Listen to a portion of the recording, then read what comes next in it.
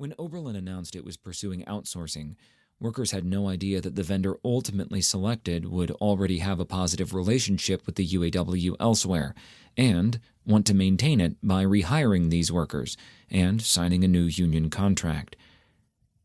The rest of the janitorial workers were less fortunate. Scioto Services, the new contractor, hired only one laid-off worker, and then only at the insistence of the college's art museum, which wanted to retain an experienced custodian to protect the museum's priceless collection.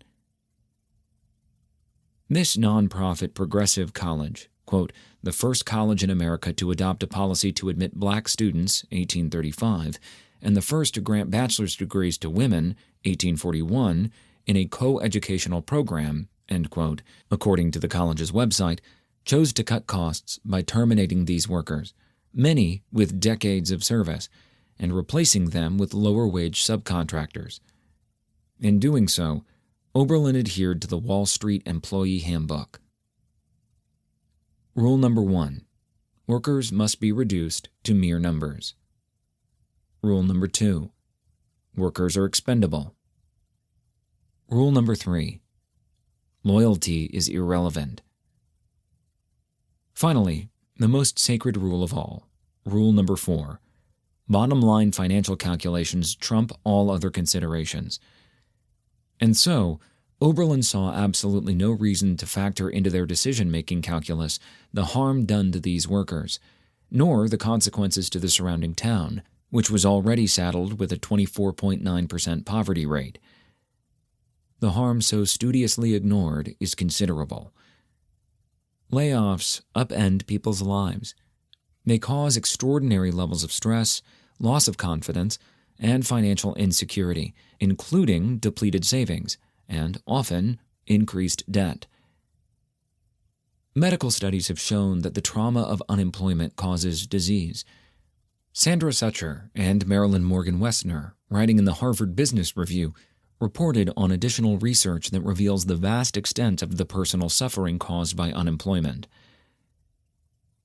Losing your job is the 7th most stressful life event, ranked more stressful than, quote, divorce, a sudden and serious impairment of hearing or vision, or the death of a close friend, end quote.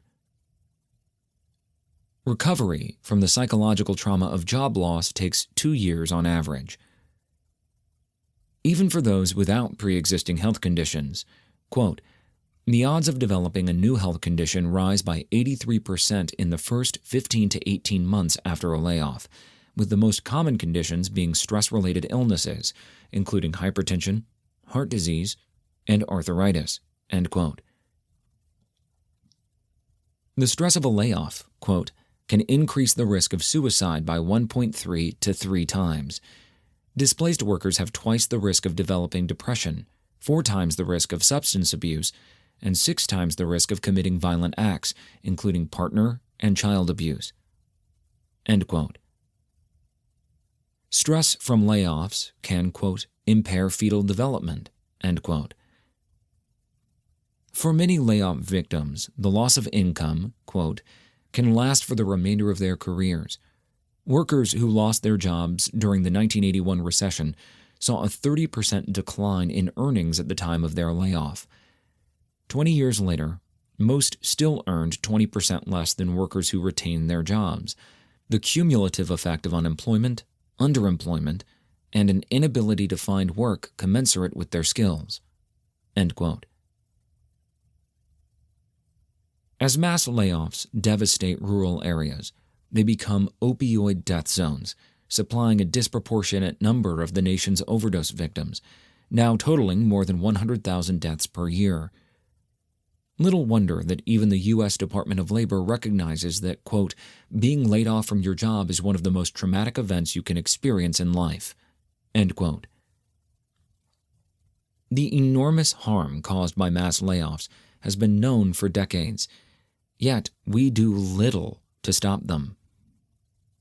There are no laws in the United States to protect working people from mass layoffs, defined by the Bureau of Labor Statistics as 50 or more workers losing their jobs at a single company during a 5-week period. Public outrage.